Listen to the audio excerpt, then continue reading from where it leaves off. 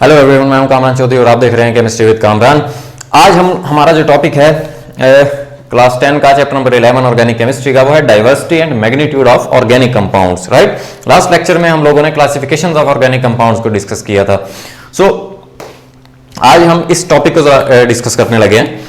अब सबसे पहले तो आपको डाइवर्सिटी का मीनिंग क्या होता है? वैरायटी। ठीक है, वैरायटी होता है डाइवर्सिटी का मतलब, और मैग्नीट्यूड मींस अमाउंट। के वैरायटी और amount of organic compounds. Right, ये हमारे आज टॉपिक का नाम है। अब देखें, जो आज तक नॉन एलिमेंट्स हैं, जो नॉन एलिमेंट्स की तादाद है वो कितनी है? 118 एलिमेंट्स अभी तक डिस्कवर हो चुके हैं। राइट, और जो ऑर्गेनिक कंपाउंड्स हैं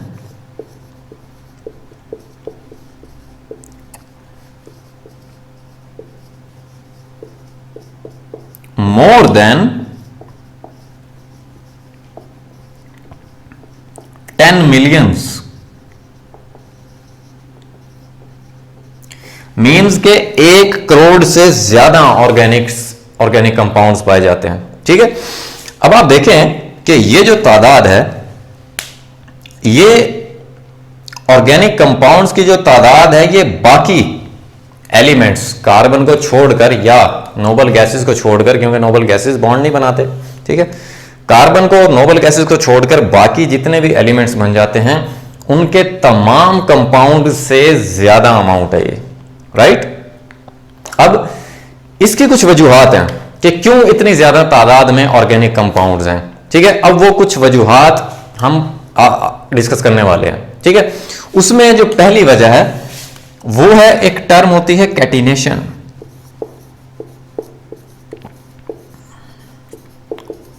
राइट, अब कैटिनेशन क्या है? सबसे पहले मैं इसको डिफाइन कर देता हूं। Self linking property of the atoms of the same element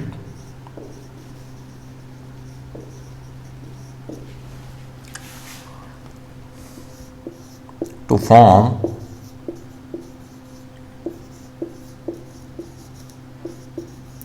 long chains or rings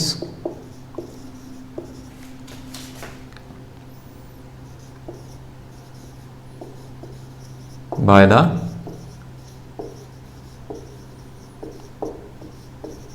covalent bond between them. Right, अब कैटिनेशन क्या होती है? कैटिनेशन होती है एक ऐसी एबिलिटी, एक ऐसी प्रॉपर्टी जिसमें एक ही तरह के एलिमेंट के एटम्स आपस में बॉन्ड बनाते हैं। ठीक है, और वो बॉन्ड बनाकर लंबी लंबी चेन्स बनाते हैं। अब वो चेन्स स्ट्रेट भी हो सकती हैं, वो ब्रांच्ड चेन भी हो सकती हैं। स्ट्रेट और ब्रांच्ड चेन का आप लोगों को आइडिया होगा, क्योंकि लास्ट लेक्चर में हम लोगों ने देख लिया था। राइट, और इसी तरह वो एटम्स रिंग भी बना सकते हैं, क्लोज्ड स्ट्रक्चर्स भी बना सकते हैं। ठीक है, और उन एटम्स के दरमियान कोवेलेंट बॉन्ड होना चाहिए, कोवेलेंटली बॉन्डेड होने चाहिए वो एटम्स। राइट, सो इस प्रॉपर्टी को आप क्या बोलते हैं? कैटिनेशन बोलते हैं। ठीक है, अब कौन से एलिमेंट्स कैटिनेशन शो करते हैं और कैटिनेशन के लिए क्या कंडीशंस रिक्वायर्ड है? ठीक है, वो हम देख लेते हैं। पहली condition, element should have valency 2 और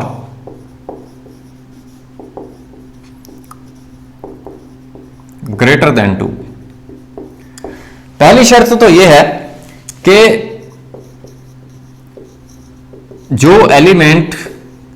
जिस एलिमेंट के एटम्स बेसिकली कैटिनेशन शो कर रहे हैं उस एलिमेंट की वैलेंसी 2 होनी चाहिए या 2 से ज्यादा होनी चाहिए। ठीक है, दूसरी कंडीशन क्या है? दूसरी कंडीशन यह है कि bond of the atoms of same element should be stronger than the bond made by the element with other atoms, especially with oxygen। अब दूसरी कंडीशन क्या है कि जी जो सेम एलिमेंट के एटम्स के दरमियान जो बॉन्ड है वो स्ट्रॉन्गर होना चाहिए। ठीक है, उसको उसकी जो बॉन्ड एनर्जी है वो ज्यादा होनी चाहिए। राइट, किससे? उस बॉन्ड से कि जो दो डिफरेंट एलिमेंट्स के दरमियान बना हुआ है। ठीक है, सो ये कंडीशंस हैं कैटिनेशन की प्रॉपर्टी शो करने के लिए। राइट, अब नेक्स्ट क्वेश्चन कि कौन कौन से एलिमेंट्स कैटिनेशन की प्रॉपर्टी शो करते हैं। ठीक है, अब मैं वो आपको बता देता हूं। जो एलिमेंट्स कैटिनेशन की प्रॉपर्टी शो करते हैं वो कौन कौन से हैं? कार्बन, सिलिकॉन, सल्फर और बोरॉन। ये जो 4 एलिमेंट्स हैं ये कैटिनेशन की प्रॉपर्टी शो करते हैं। राइट, अब हम जरा इसको थोड़ा सा डिटेल में देख लेते हैं। जैसे अभी आपने पढ़ा कि कैटिनेशन क्या होती है, जिसमें एटम्स, सेम एलिमेंट के एटम्स लंबी लंबी चेन्स बनाते हैं, रिंग्स बनाते हैं। ठीक है, अगर मैं कार्बन की बात करूं, कार्बन का अभी हमने लास्ट लेक्चर में भी देखा, तो इस तरह से चेन्स बना सकते हैं। अब वो चेन्स स्ट्रेट भी हो सकती हैं या वो ब्रांच्ड चेन भी हो सकती हैं। ठीक है, इसी तरह कार्बन के एटम्स रिंग टाइप स्ट्रक्चर्स भी बना सकते हैं। ठीक है, लास्ट लेक्चर में हमने ये भी देखा था। राइट, अच्छा, अब कार्बन के अलावा सिलिकॉन, सल्फर और बोरॉन भी कैटिनेशन की प्रॉपर्टी शो करते हैं। ठीक है, जैसे आपने 9th क्लास में पढ़ा था कि जो सल्फर होता है वो S8 की फॉर्म में पाया जाता है। ठीक है, सो सल्फर भी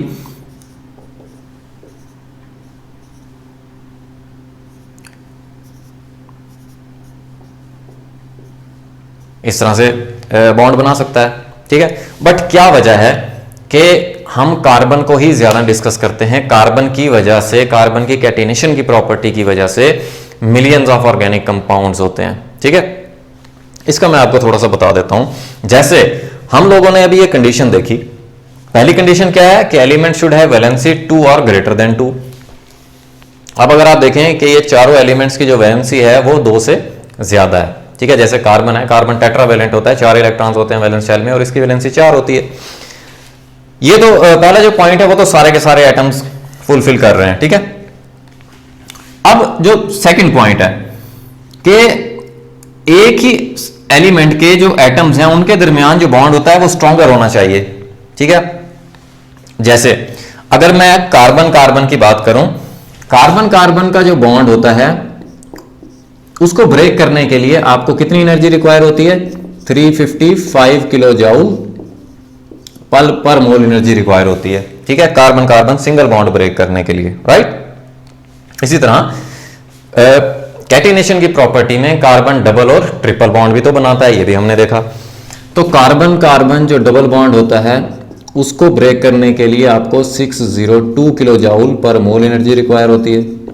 राइट, इसी तरह जो कार्बन कार्बन ट्रिपल बॉन्ड होता है उसको ब्रेक करने के लिए आपको 835 किलो जाउल पर मोल एनर्जी रिक्वायर होती है। ठीक है, तो आप देख लें ये कितने स्ट्रॉन्ग बॉन्ड है।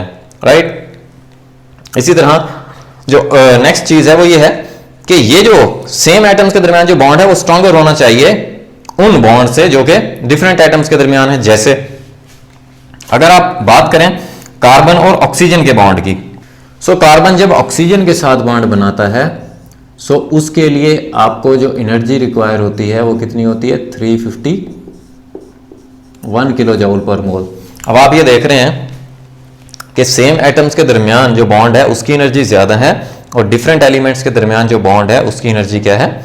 कम है, राइट। इसी तरह अगर आप बात करें सिलिकॉन सिलिकॉन बॉन्ड की, सिलिकॉन सिलिकॉन बॉन्ड की जो एनर्जी रिक्वायर होती है इसको ब्रेक करने के लिए वो होती है 222 एग्जैक्टली होती है। आपकी बुक में 200 राइट हुई भी है, ठीक है, सो कोई इश्यू नहीं है उसमें। इसी तरह जो सल्फर सल्फर का दरमियान बॉन्ड होता है उसको ब्रेक करने के लिए एनर्जी रिक्वायर होती है वो 226 किलो जूल पर मोल एनर्जी रिक्वायर होती है, ठीक है। यहां से आपको नजर आ रहा है कि जो कार्बन कार्बन के जो बॉन्ड्स हैं उनको ब्रेक करने के लिए एनर्जी बहुत ज्यादा रिक्वायर होती है, राइट। कार्बन जो होता है वो, कार्बन के जो बॉन्ड्स होते हैं वो बेसिकली थर्मली और केमिकली स्टेबल होते हैं, ठीक है। अब आप देखें अगर आप सिलिकॉन सिलिकॉन और सल्फर सल्फर की कार्बन कार्बन के साथ आप कंपेयर करें एनर्जी, तो ये बहुत कम है, ठीक है। सो ये जो बॉन्ड है ये वीक होता है as compare to carbon carbon bonds, right. So इस वजह से सिलिकॉन सिलिकॉन या सल्फर सल्फर की जो कैटिनेशन की प्रॉपर्टी है वो स्टेबल नहीं है थर्मली और केमिकली, ठीक हो गया। इसी वजह से कार्बन कार्बन जो है वो मिलियंस ऑफ ऑर्गेनिक कंपाउंड्स बनाता है by showing the property of catenation. So अभी जो सिलिकॉन होता है, अब इसकी कैटिनेशन की प्रॉपर्टी तो स्टेबल नहीं है, सो इसी वजह से जो सिलिकॉन है वो पाया जाता है in the form of silica, जिसको आप SiO2 बोलते हैं, या in the form of silicates, silicates SiO4 -2, ठीक है। ये किसी भी एलिमेंट के सिलिकेट्स हो सकते हैं, राइट। तो सिंपल सिलिकेट किसको बोलते हैं? SiO4 -2 को, और सिलिका SiO2 को बोलते हो, ठीक है। सो अब आपको ये अच्छे से क्लियर हो गया होगा कि कैटिनेशन क्या होती है और millions of organic compounds because of the catenation, carbon की जो प्रॉपर्टी होती है सेल्फ लिंकिंग की, इस वजह से मिलियंस ऑफ ऑर्गेनिक कंपाउंड्स पाए जाते हैं, राइट। अब ऑर्गेनिक कंपाउंड्स इतनी ज्यादा तादाद में क्यों पाए जाते हैं, उसकी जो दूसरी वजह है वो है आइसोमेरिज्म की प्रॉपर्टी। अब ये आइसोमेरिज्म क्या होती है इसको हम डिफाइन कर लेते हैं। Compounds having same molecular formula and different structural formulas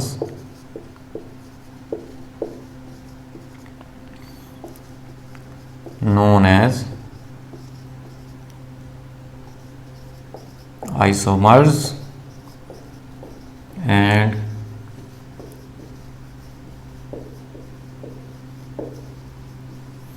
phenomena is called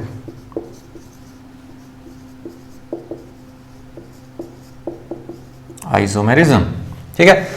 अब कुछ ऑर्गेनिक कंपाउंड्स आइसोमेरिज्म की प्रॉपर्टी शो करते हैं। आइसोमेरिज्म क्या है कि उन कंपाउंड्स का मॉलिक्यूलर फार्मूला सेम होता है बट जो स्ट्रक्चरल फार्मूला होता है वो डिफरेंट होता है, ठीक है। सो इस तरह से ऑर्गेनिक कंपाउंड की वैरायटी में और ज्यादा इंक्रीज आ जाता है, ठीक है। अब जैसे मैं एग्जांपल देता हूं आपको, आइसोमेरिज्म का लास्ट लेक्चर में हम लोगों ने थोड़ा सा, मैंने आपको बताया हुआ है कि आइसोमेरिज्म क्या होती है, ठीक है। सो अब इसकी एग्जांपल्स देख लेते हैं। जैसे हमारे पास ब्यूटेन है, ब्यूटेन C4H10 इसका फार्मूला है, राइट।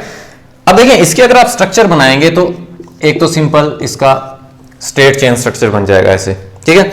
दूसरा स्ट्रक्चर इसका कैसे बन सकता है? दूसरा स्ट्रक्चर इसका ऐसे बन सकता है, ठीक है, कि मैंने एक कार्बन उठाया और उसको सेकंड लास्ट कार्बन पर अटैच कर दिया। मैंने आपको बताया हुआ है कि स्ट्रेट चेन जो ऑर्गेनिक कंपाउंड्स होते हैं उनके साथ आप जस्ट N यूज करते हैं, सो ये क्या बन जाएगा? N butane.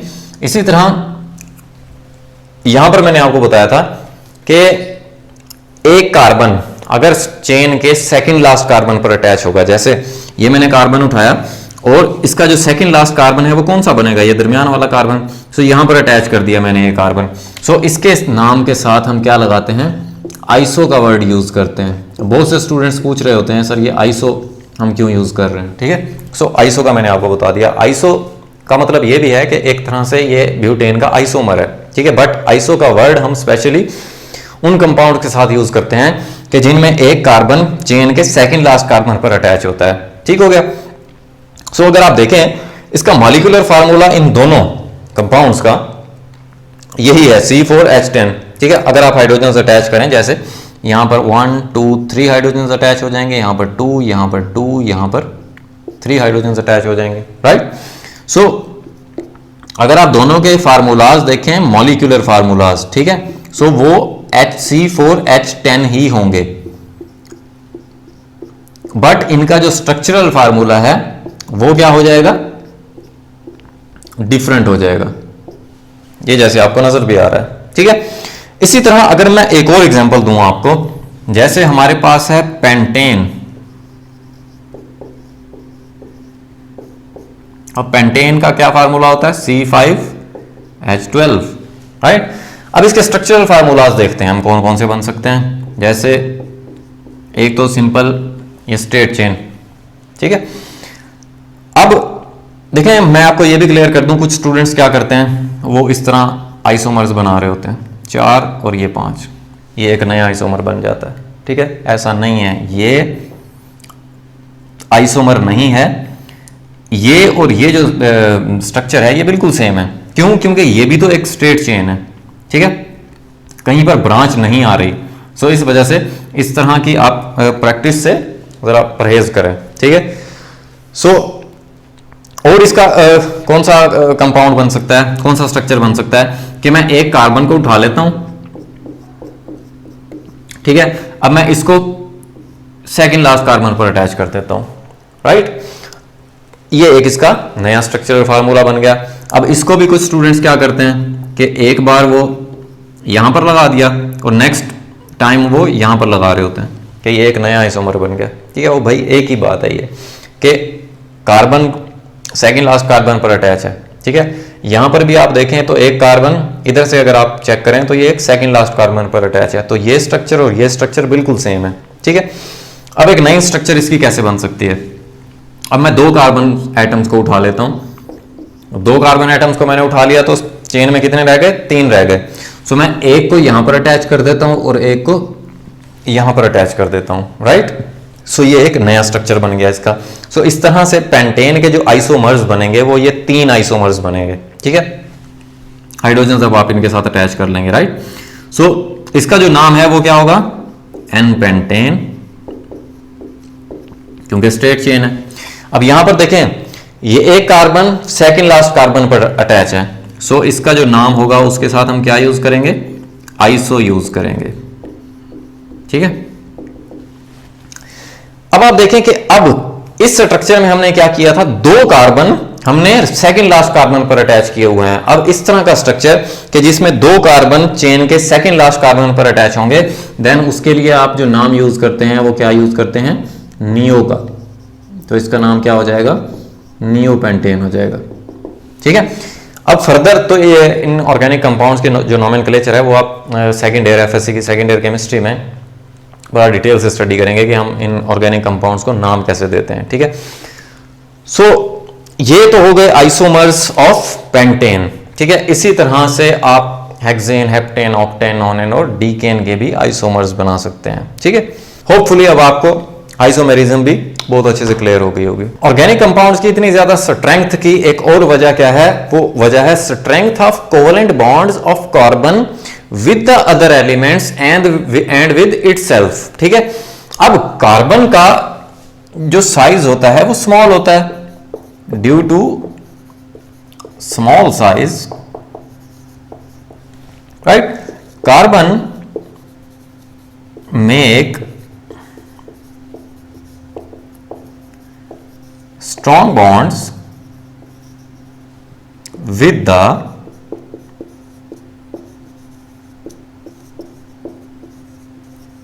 कार्बन एटम्स, इसी तरह oxygen, hydrogen, nitrogen and halogens. Halogens आप सहमत ग्रुप के एलिमेंट्स को बोलते हैं, fluorine, chlorine, bromine, iodine and astatine को, ठीक है।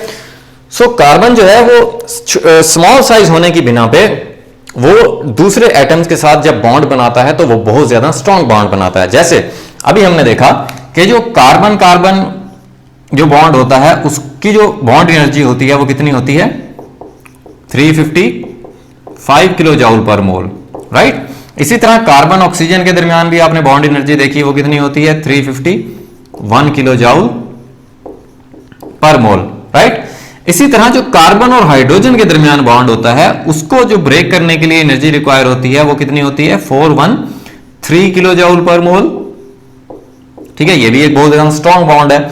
इसी तरह जो कार्बन नाइट्रोजन के दरमियान बॉन्ड होता है सिंगल बॉन्ड को ब्रेक करने के लिए जो एनर्जी रिक्वायर होती है वो 293 किलो जूल पर मोल एनर्जी रिक्वायर होती है, ठीक है।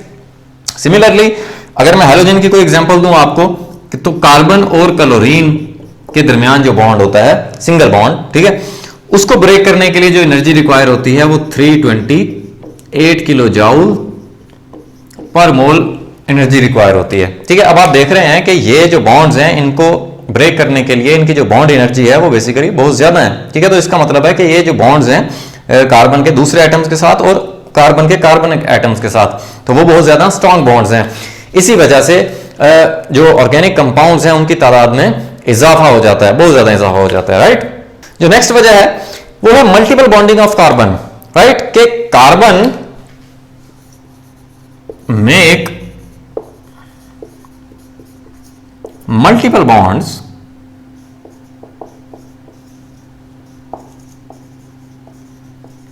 with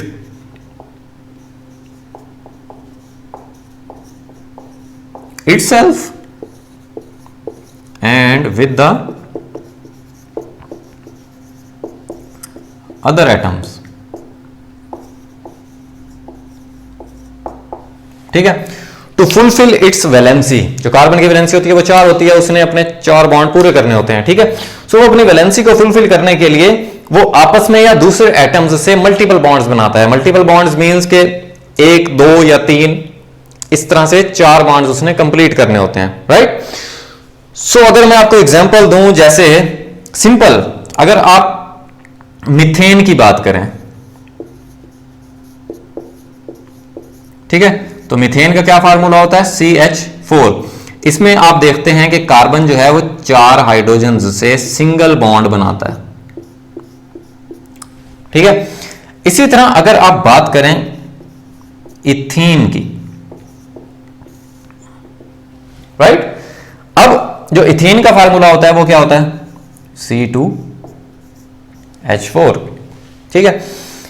इसमें आप देखें तो कार्बन और कार्बन के दरमियान क्या होता है, डबल बॉन्ड होता है, और हर कार्बन एटम 2 हाइड्रोजन के साथ सिंगल बॉन्डेडली अटैच होता है, राइट। तो इसमें आप देख रहे हैं कि यहां पर कार्बन दूसरे एटम्स के साथ एक सिंगल बॉन्ड बना रहा है, यहां पर कार्बन कार्बन 2 कार्बन एटम्स आपस में डबल बॉन्ड बना रहे हैं, ठीक है।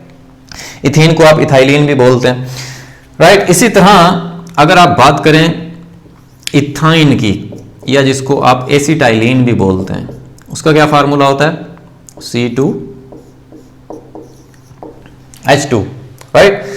इसमें अगर आप देखें 2 कार्बन हैं, ठीक है, तो इन 2 कार्बन के दरमियान ट्रिपल बॉन्ड होता है।